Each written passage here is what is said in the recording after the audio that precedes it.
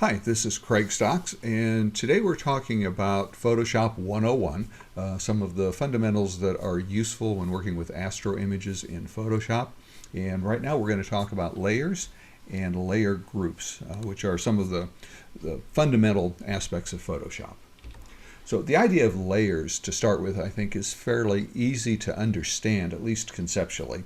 In this example, for instance, we have the Pleiades, and we have a layer that is just the background. You can see it here in the upper right with no stars. We can add the stars on a separate layer. So if you think of those stars as sitting as a separate layer on top of the nebula, and then as you look through, you're looking from the top down, what you see is the stars sitting on top of the layer that's underneath it. That's pretty simple, and it's a pretty simple concept, I think, to understand. Something a little more complicated might be in a narrowband image, where in this case we might have multiple layers that are representing different filters, sulfur, oxygen, and hydrogen, and different colors. Now, the way I organize these in Photoshop, the order doesn't matter. Sulfur can be on the bottom, oxygen in the middle, hydrogen on top, or you can have it in any order you want.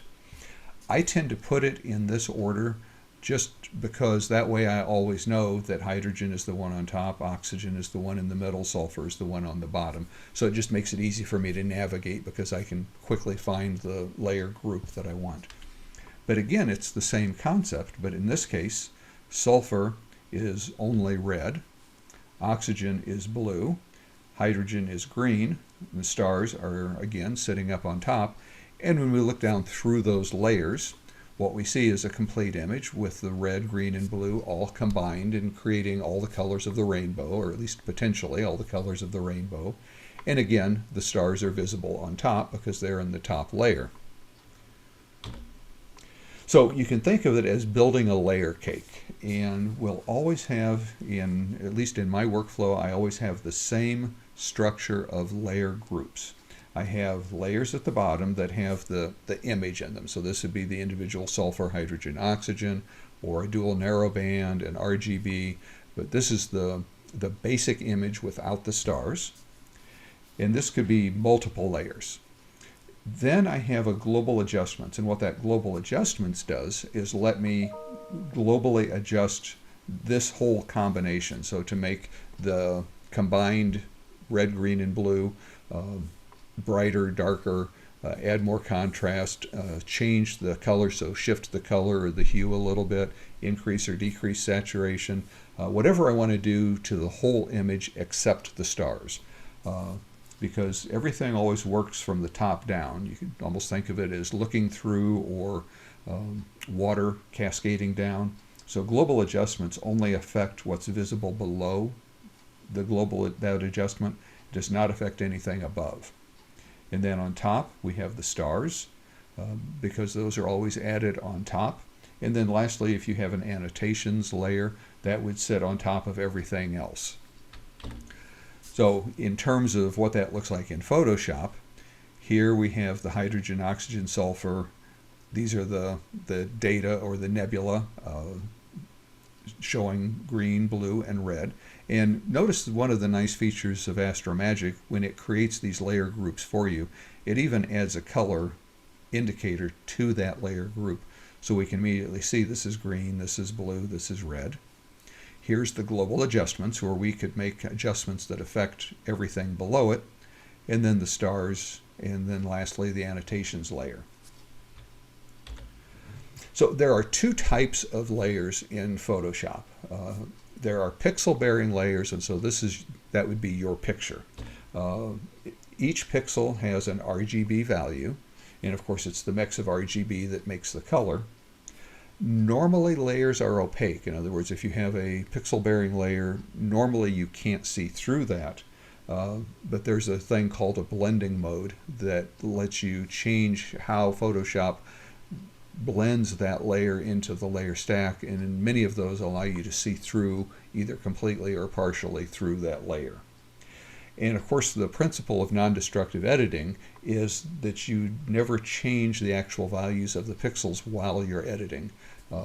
So for instance, if you apply an adjustment layer that makes the bright areas too bright and they get clipped or blown out, you can just undo that adjustment, move the slider back, and recover those highlights without having to undo everything else you've done since then.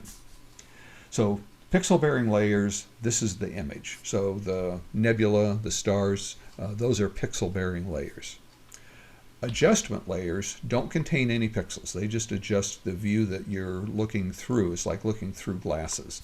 When you save a document, those adjustment layers are saved as adjustment layers with the settings so that you can come back and revisit the settings that you chose tomorrow, next week, next month, next year. Nothing's ever applied directly, so it's infinitely and indefinitely variable. It's really the cornerstone or the keystone of non-destructive editing.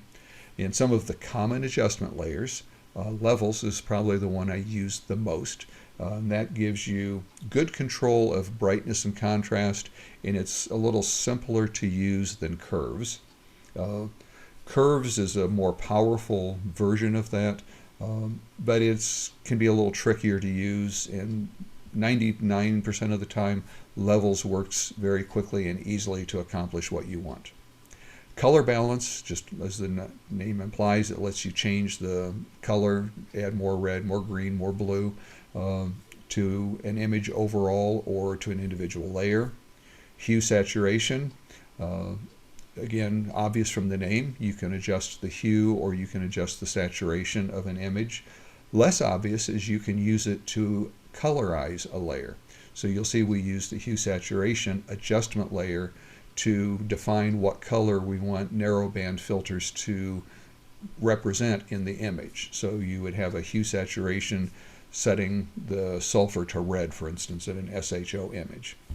Selective color is probably the least used, but it is sometimes used, and that's where you can pick an individual color and then adjust the color of that color. So you might choose red and choose to add a little bit more blue or some cyan to the red to change the hue of just the reds. And again, most important, they don't change the pixel below it, they just change the look of those pixels. So let's go into Photoshop and look at some examples. So again, we'll look at the same image, and let's look at an adjustment layer. So this is a global adjustment layer. This is the levels. And as I said, we can use it to adjust the brightness of the image overall.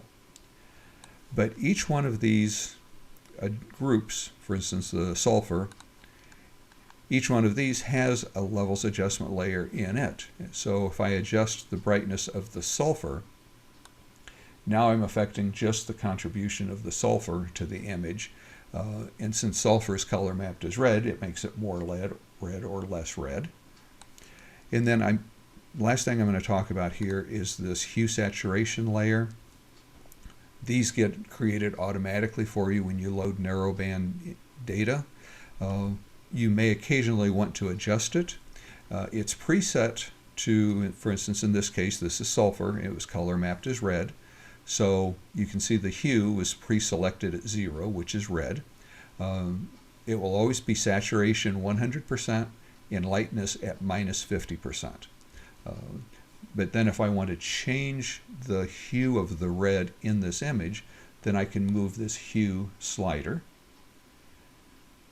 and make it a different color. In practice, I almost never change the red, but I will frequently change the hydrogen to be either more green or less green. And that's still within the range of green. It's just a little bit, one direction or another. And sometimes when you change one, you'll change the other. So that's an overview of layers and adjustment layers. The last thing I'll mention here, I guess, are layer groups. These layers are consolidated into a group. So for instance, here's the global adjustments group. And within this group, there's an assortment of layers and mostly adjustment layers. There's a little disclosure triangle here that I can collapse that group or open the group. And then likewise, I can use the eyeball to turn visibility of that group off or on. So for instance, if I turn off the global adjustments layer group, you can see that's what the image looks like without those adjustments applied. That's what it looks like with those adjustments applied. So I hope this helps with kind of the overall organization and the basic tools that you'll use in Photoshop, and I will see you in the next video.